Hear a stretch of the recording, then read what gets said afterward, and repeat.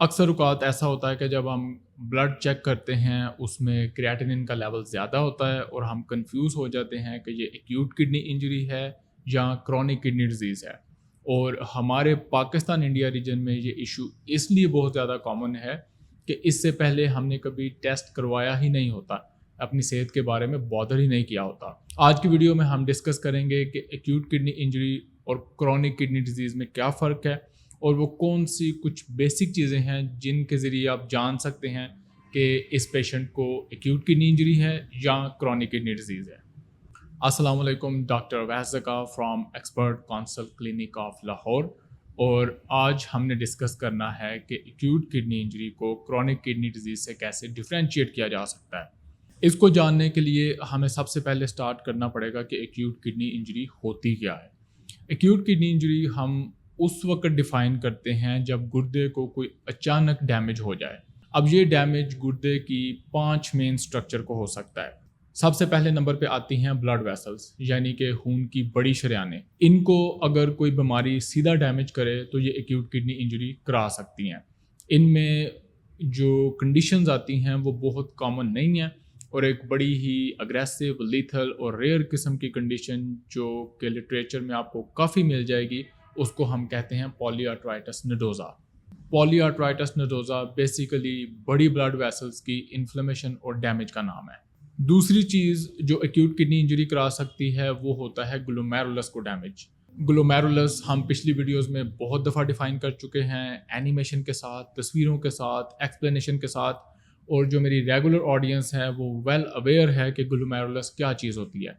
تو جو گلومیرولس کی بیماریاں ہوتی ہیں وہ ڈائریکٹلی ایکیوٹ کڈنی انجری کرا سکتی ہیں. ان کو ہم کہتے ہیں گلومیرولونیفرائٹس. ان میں سے کچھ کنڈیشنز ہیں جو آپ کا دنوں میں گردہ بیڑا گر کر سکتی ہیں, اور کچھ کنڈیشن ہیں جن کو ہفتے لگتے ہیں. تو جب بھی آپ کو ایکیوٹ کڈنی انجری ہو, ٹائملی پتہ چل جائے تو گلومیرولس کا ڈائگنوسس اور ٹریٹمنٹ دنوں میں شروع ہونا چاہیے, کیونکہ ہر دن آپ کا گلومیرولس ڈیمیج ہو رہا ہوتا ہے. ویسے تو گلومیرولر ڈیزیزز بڑی ریئر ہوتی ہیں, لیکن جو کامن نام کمیونٹی میں چلتے ہیں کیونکہ اس سے ریلیٹڈ کافی سارے گردے کے مریض ہوتے ہیں, وہ ہوتی ہے acute I G A nephropathy, F S G S, membranous nephropathy, lupus nephritis, ANCA nephritis یا آنکا گلومیرولونیفرائٹس. یہ وہ کنڈیشنز ہیں جو خود تو بہت کامن نہیں ہیں, لیکن گلومیرولر ڈیزیزز میں یہ بہت کامن ہوتی ہیں.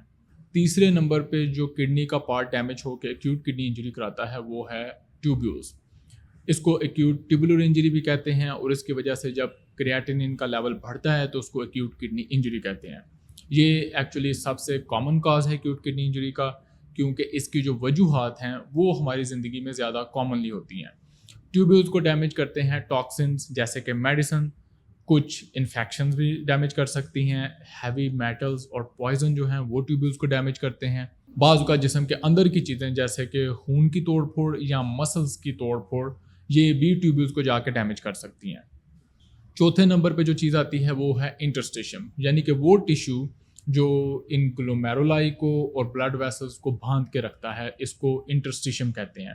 اور کچھ ایسی کنڈیشنز ہوتی ہیں جو ڈائریکٹلی انٹرسٹیشم کو جا کے ڈیمیج کرتی ہیں. یہ ٹیوبیولز کو بھی نہیں چھیڑتی, یہ گلومیرولائی کو بھی نہیں چھیڑتی, لیکن یہ سیدھا انٹرسٹیشم کو ڈیمیج کرتی ہیں. اس میں آتے ہیں سب سے اہم میڈیکیشن اور ہربل پروڈکٹس جو کہ ہم پاکستان انڈیا ریجن میں بہت کامنلی یوز کرتے ہیں.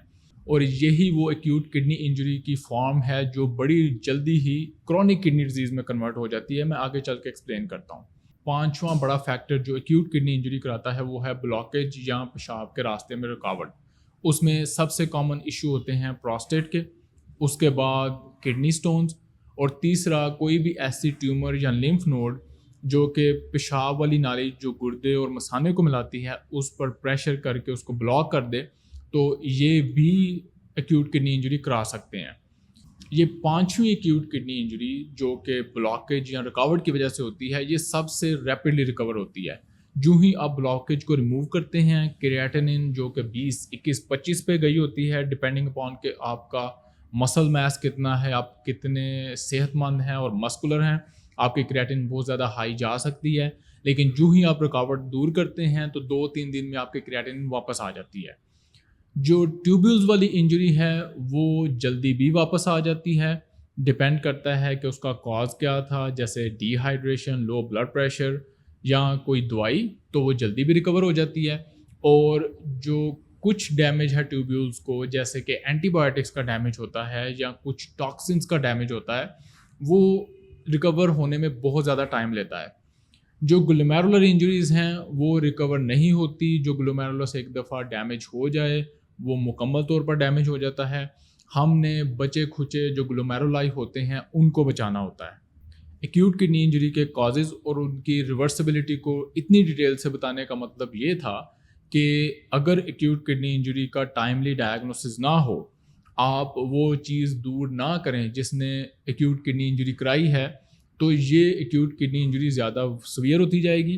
اور اگر اس کا ٹائملی ٹریٹمنٹ نہ ہو تو یہی ایکیوٹ کڈنی انجری بعد میں کرونک کڈنی ڈیزیز بن جاتی ہے.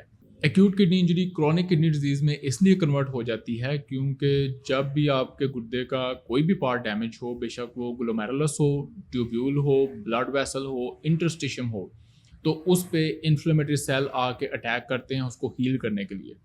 اور اگر یہ ہیلنگ کا پروسیس آؤٹ آف کنٹرول ہو جائے تو وہ نہ صرف اس پارٹ کو ڈیمیج کرتے ہیں بلکہ یہ انفلیمیشن، سوزش پھیل کے دوسرے پارٹ میں بھی چلی جاتی ہے.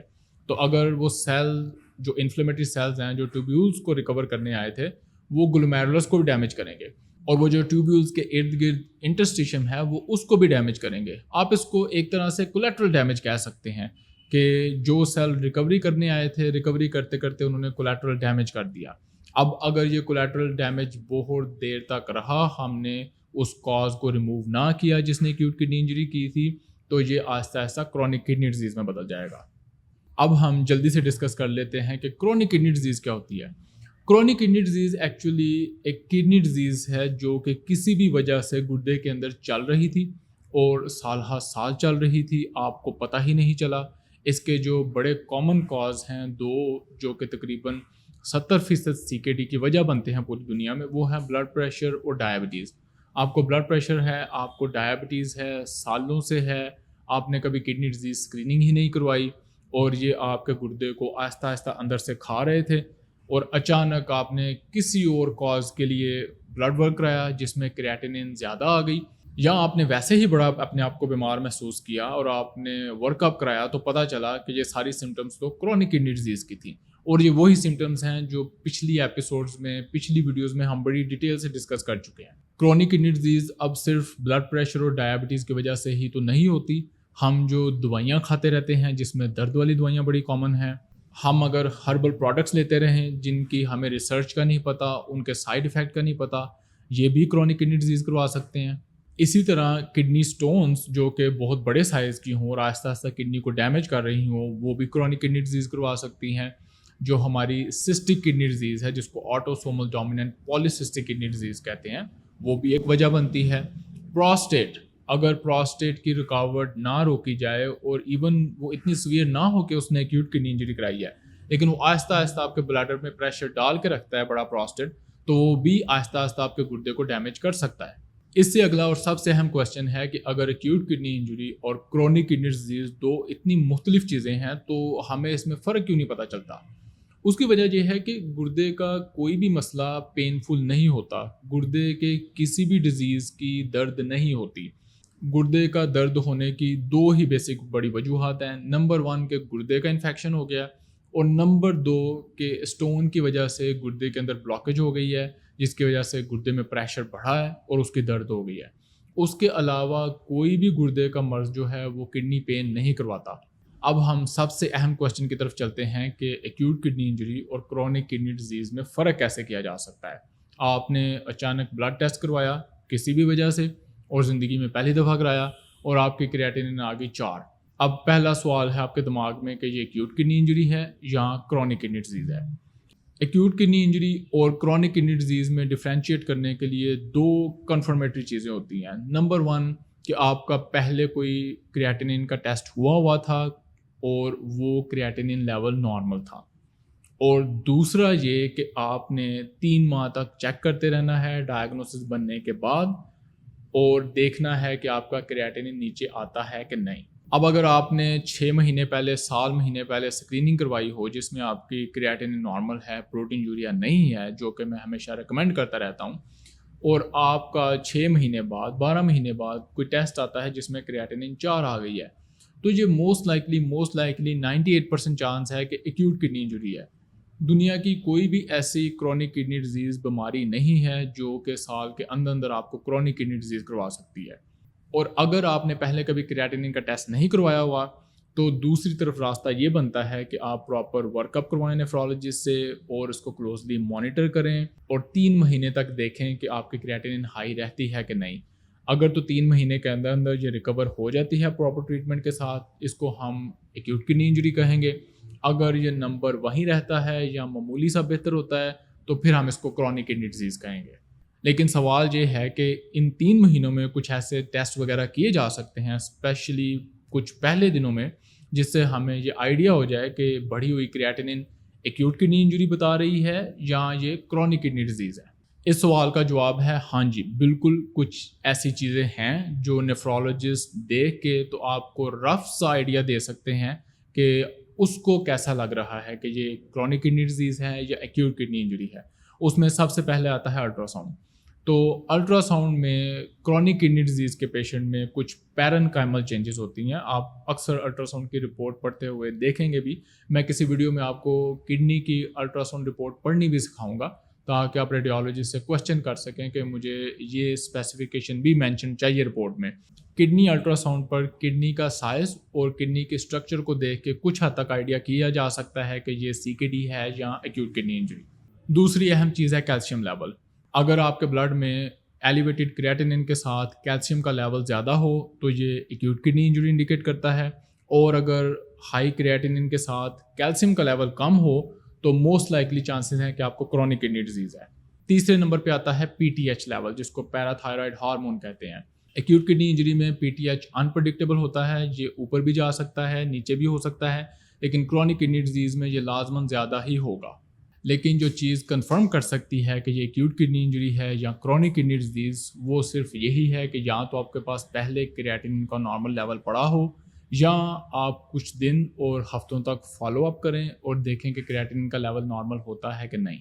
ویڈیو کے اینڈ میں یہی میسج دوں گا کہ آپ کو ایکیوٹ کڈنی انجری اور کرونک کڈنی ڈیزیز میں ڈیفرینشیٹ خود کرنا آنا چاہیے، تاکہ آپ پہلے دن سے، پہلے مومنٹ سے پورا دھیان رکھ سکیں کہ پیشنٹ کا پراپر ورک اپ ہو رہا ہے یا نہیں ہو رہا۔ پر یہ تو تھا میرا میڈیکل نالج اور میڈیکل ایکسپیرینس۔ آپ نے کامنٹس میں اپنا ایکسپیرینس ضرور شیئر کرنا ہے۔ کیا کبھی ایسا ہوا ہے کہ آپ کا ایکیوٹ کڈنی انجری کا ڈائگنوسس مس ہوا اور آپ کو سی کے ڈی سمجھ کے ڈائلسس پہ ڈال دیا گیا، یا آپ کیسے ایکیوٹ کڈنی انجری سے سی کے ڈی میں گئے، یا اگر کسی بھی اور قسم کی کنفیوژن ہوئی ہو تو ہم سے شیئر کریں۔ اپنا ایکسپیرینس شیئر کریں گے جب تو دوسرے پیشنٹ اس کو پڑھیں گے، وہ اپنی سی کے ڈی مینجمنٹ میں کچھ بہتری کر سکتے ہیں اور میں بھی اپنے اگلے کسی پیارے کو ایکیوٹ کڈنی انجری سے بچا سکتے ہیں۔ ملاقات ہوگی اگلی ویڈیو میں۔ اللہ حافظ۔